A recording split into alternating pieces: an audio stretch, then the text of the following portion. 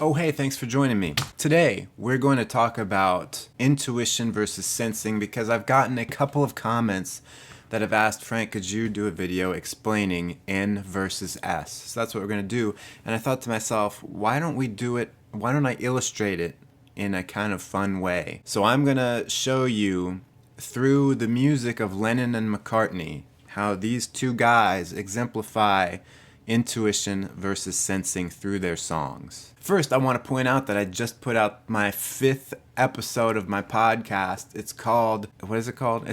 It's called Identity and Illusion, and it's about the question, who am I? Who are you? The link is in the description below. So, intuition versus sensing. Intuition and sensing are the two perceiving functions. They are ways that we take in the world around us. Now, everyone has both. Everyone has intuition and everyone has sensing. You can't have someone who doesn't have one or the other. So let's break it down into the simplest stupid person description that we can get it to, because I feel like a lot of times when we're learning about things like this, the functions and whatever, you get these long descriptions that are talking about like a priori ideas and stuff, and it's like, how do I make sense of this? So let's break it down to the absolute simplest thing that I can come up with. Intuition is concerned with the abstract, and sensing is concerned with the concrete. If I had to break it down into just one word apiece, that's what it would be. And so intuition is about the abstract world. It's about concepts and ideas. It's about the deeper meaning that lies below the surface of things. Whereas sensing is about the 5 senses. It's about the concrete world. It's about physical reality and experience. Of course, you all know that I really love the Beatles, and I thought to myself, what better way to demonstrate, to exemplify intuition versus sensing than to show you 2 songs, one by John Lennon, one by Paul McCartney. The Lennon-McCartney songwriting duo, man, the most influential songwriting duo of the 20th century. I'm getting my centuries mixed up. That's how excited I am. I'm so excited to be talking about the Beatles right now. I can't contain myself. Can you tell how I can't contain myself right now? Later on in the video, I'm going to give you my best guess about what type exactly I think John Lennon is, what type exactly I think Paul McCartney is. But suffice it to say, let's say that I'm pretty sure John Lennon is an N type and Paul McCartney is an S type. I'm pretty sure. The best 2 songs that I think contrast these 2 guys and the way that they saw the world in intuition versus sensing is their 1967 double A-side single, which had Strawberry Fields Forever on one side and Penny Lane on the other side. Strawberry Fields having been written by John, an intuitive, Penny Lane having been written by Paul, a sensor. What's really interesting about these 2 songs is that they are both named after real places in Liverpool, their hometown. You get these 2 Liverpudlians and their reminiscences on where they grew up, and you're going to see that it's very different between the 2 of them. So first of all, Strawberry Fields, written by John, and intuitive. What's the first line of the song? Let me take you down, 'cause I'm going to Strawberry Fields. Okay, that sounds kind of like the real world. Next line is, nothing is real. Okay, so already it's this big flag that, hey guys, we're not talking about the real world, we're talking about the abstract. And then the first line of the first verse, living is easy with eyes closed, misunderstanding all you see. This is purely abstract.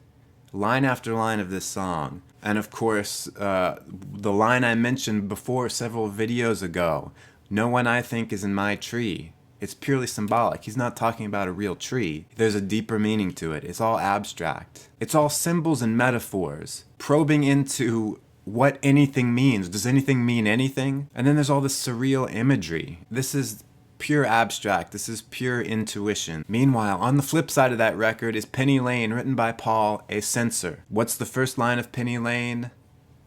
Well, I'll tell you. Penny Lane, there is a barber showing photographs of every head he's had the pleasure to know. He's talking about an actual barber with actual photographs. There's no metaphor to be found here. Whereas John was saying nothing is real, Paul could have written a line into this, everything is real. Everything that I'm writing about in this song is real. Other lyrics, behind the shelter in the middle of a roundabout, a pretty nurse is selling poppies from a tray. Paul actually saw that happen.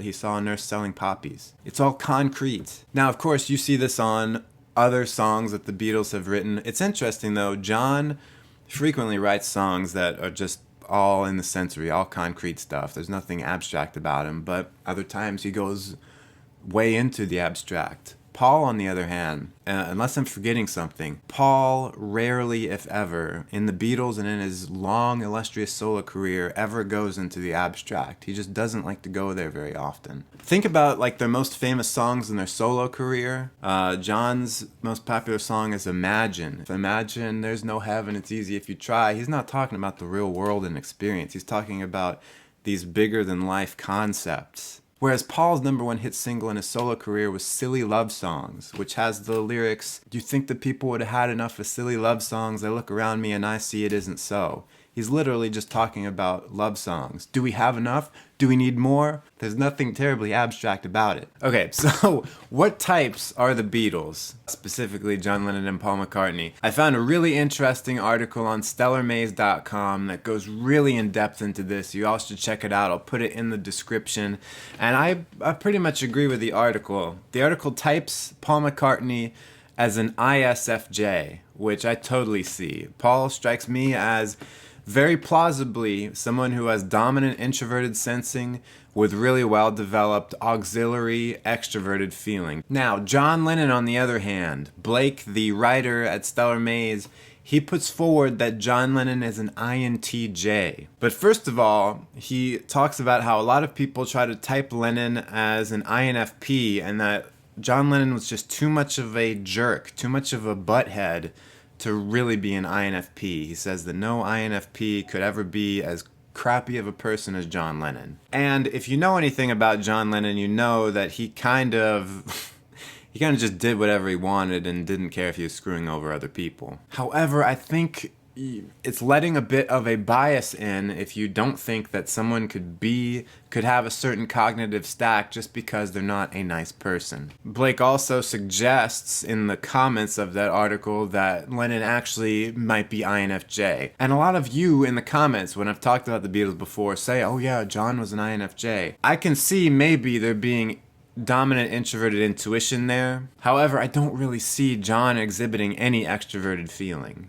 So if he is an INFJ, he's one of the INFJs who skips over extroverted feeling and favors introverted thinking. That's the only way I can make sense of it. John frequently, if you look at his life, did stuff where he just did what he wanted to do and didn't care about other people, which to me might suggest FI, might suggest a INFP. I don't know. It's inconclusive to me. Read the article. Let me know what you think about those two types of those two guys. I'd be interested to hear your opinion. Of course, it's always difficult to type celebrities. Sometimes I think it's a fruitless endeavor, but it's fun. Also, let me know in the comments if you have any questions about what I've talked about today, about intuition or sensing. Let me know if you can think of any other examples like this, artistic maybe, examples of two contrasting works that show off the abstract versus the concrete, the intuition versus the sensing. Let me know what you can come up with. Also, definitely make sure, if you haven't heard Strawberry Fields and Penny Lane before, check out those songs, man. You are missing out. Once again, don't forget to check out the new podcast episode. Leave a like on this video if you enjoyed it. Even if you didn't enjoy it, go ahead and leave a like and do the Lord's work by doing that. Subscribe if you haven't already, hit that bell button. And thanks so much for watching, I really appreciate it. I'll see you again on Tuesday.